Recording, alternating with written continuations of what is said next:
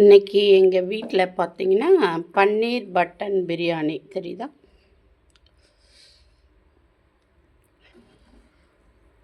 First டைமாக செஞ்சேன். நான் செய்யும்போது வீடியோ எடுக்கலான்னு பார்த்தேன், எனக்கு டைம் இல்லை. அது பொறுமையாக எடுக்கணுமா, அதனால் சமைச்சி டிஃபன்லாம் கட்டியாச்சு. இப்போ நான் சாப்பிட போகிறேன். வீடியோ எடுத்திருக்கேன். நீங்களும் இது நான் ஃபஸ்ட் டைம் சமைச்சேன், உண்மையாகவே சூப்பராக இருக்குது. நீங்களும் ட்ரை பண்ணி பாருங்கள். யாராவது இது வரைக்கும் பன்னீர் பட்டன் பிரியாணி செய்யலைன்னா அதை செஞ்சு சாப்பிடுங்க. ரொம்ப சிம்பிள் தான், அது ரொம்ப பெரிய வேலையே கிடையாது.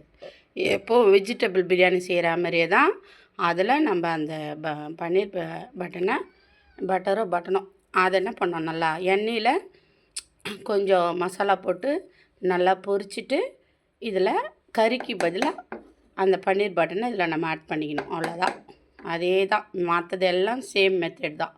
சூப்பராக வந்திருக்கு. பிரியாணி டேஸ்ட்டாக இருக்குது. நீங்களும் செஞ்சு சாப்பிடுங்க. பன்னீர் பட்டர் பிரியாணி,